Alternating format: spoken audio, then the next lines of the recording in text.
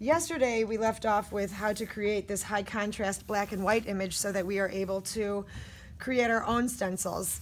So the tools you're going to need to create your own stencils is going to be one image with high contrast, any size, any shape, any image. It does not matter what the content is on it. I just chose a self-portrait here. You want something to cut on, a cutting board. These are just the back of all the pads of paper that I ordered. I cut them in half so each student can have one. And then I ordered the stencil film from Amazon. I place it over and then I decide what I want to cut out. Do I want to cut the black out or do I want to cut the white out? Well, I think I'm going to cut the white out today because the black does touch the edges. So we're just going to tape these corners up here using a little masking tape so it doesn't move. And then I'm going to trace using a Sharpie marker. I'm using a fine point, actually it's an ultra fine point. Fine point are normal. And I'm just going around all the white parts because these are the parts that I'm going to cut out. And I just simplify them a little bit. Here we are, I'm going to cut there, I'm going to cut this out and here. And I might use this to spray paint a light color, I might use it to spray paint a dark color. I have not decided yet. If I'm spray painting the dark shadow, then obviously I'd want to cut out the black areas. If I cut out the black areas on this one, I would need to leave a frame around the border. So my borders here, I would need to make sure that everything was connected and that there was still a border here where the black, otherwise I'd cut out everything else. You can't just leave the, there we go.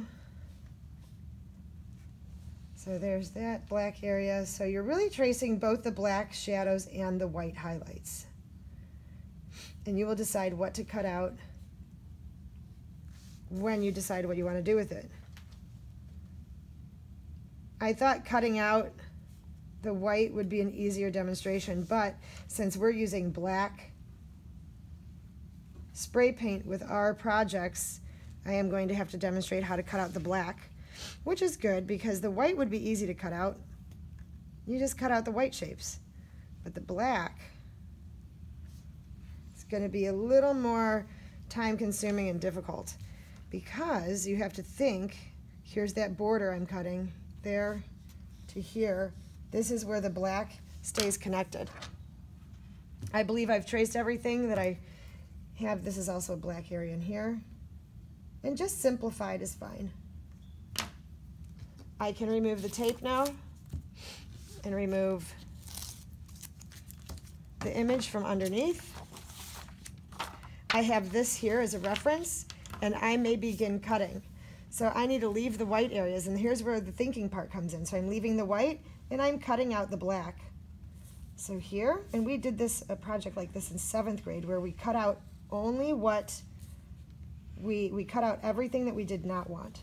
So I want to use my stencil, my X-Acto knife, to cut through this plastic, pushing hard, making sure to cut through it, and I'm going to stop there, and I'm only going to take out little chunks at a time so I can see how I'm doing and monitor my progress so that I'm not cutting out too much and I make sure I'm cutting out enough. I did not push hard enough through this, or perhaps maybe I need to go get a new blade. But I'm going to go back through this and try again.